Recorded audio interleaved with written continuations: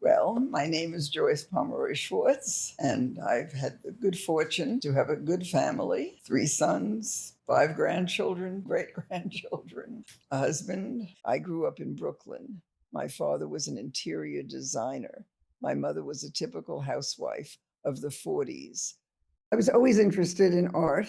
I went to the Brooklyn Museum, and it was my education, starting as a very young woman. My mother would drop me off when I was about 8 or 9 years old at the museum to spend every Saturday.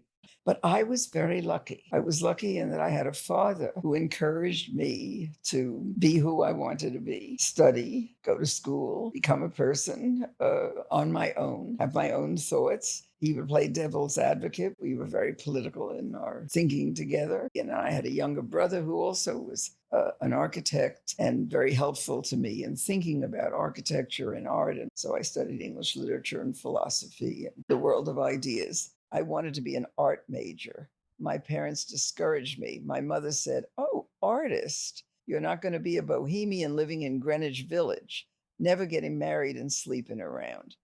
I was 20 when I got married. We had children. I had 3 children by the time I think I was 26, which is sort of ridiculous.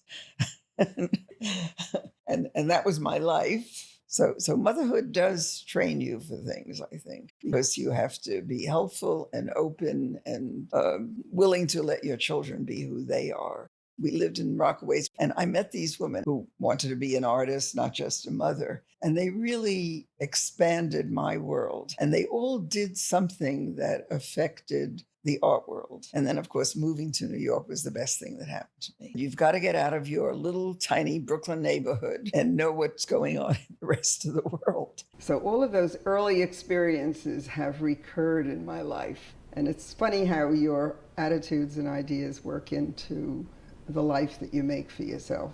So life and art and work and family is always one part of a whole big picture for me. Anyway, everything gets all mixed up in my life, but that's the kind of person I am. Multitasking, is that what it's called that women do? Once you are in the art world, the subject is art, and there's a thread that binds you together. I guess I started my life in public art as director of public commissions at the Pace Gallery. And so I became a public art consultant and curator. The interesting thing about doing public art, unlike working in a gallery and selling pictures off a wall, you do get to know the artists because you have a relationship with them. You start with them when they begin a project, and then you kind of live with them through the project. And of course, I started with one of the great artists of all time, is Louise Nevelson. It was Louise who made me realize not to live in the past, not to think that when you reach a certain age that you are a senior citizen, so you have to do nothing with yourself. As long as your mind works, you can continue thinking and doing and making things.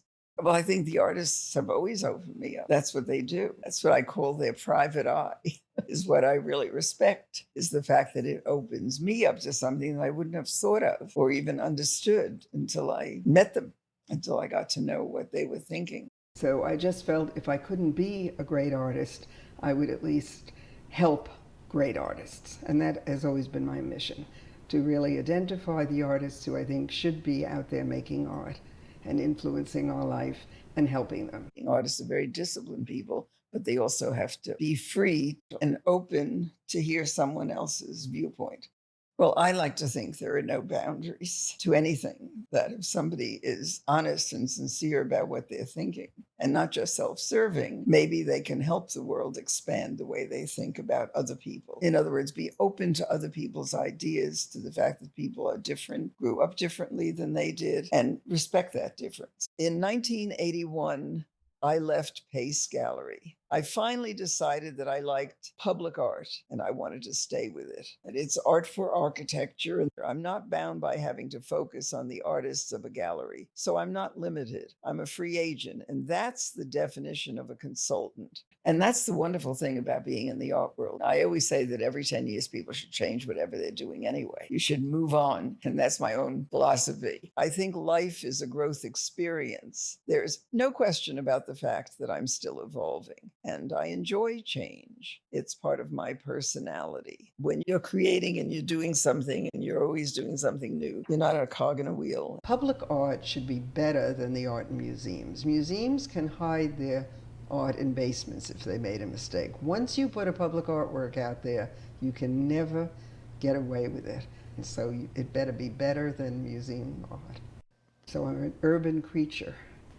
And the work I've done has been about promoting urbanism in cities all over the world. Well, I'm a world traveler, and as I got older and older, I traveled more and more, and it expands your world when you enjoy other people, and that's what the art world does. Well, I've been around a long time, and so that art has a history, and I feel like I've been part of that history and part of that time. So I've had a good long life. People ask me what the secret is to living a long life. I say, oh, I don't exercise and I drink every night. And I've been very, very lucky meeting so many wonderful people who are so creative, who make you think, question the world, change your mind about things, give you new ideas to think about. I've benefited from being part of a very exciting, wonderful world, and you can find your own place in it no matter what you do. And I think maybe people should think more of what they can give back that they do have that's part of them to help somebody else in some way. And I think the arts are very important to us. If we had more arts and less guns, we'd be better off. Well, I hope that it makes them look at the art that they meet in the streets in a different way, that they examine it, they don't just pass it by, that they think about why it's there. And I started life, with being a reader and a writer. So it somehow seems fortuitous to end my life with a book that tells about a good part of my life.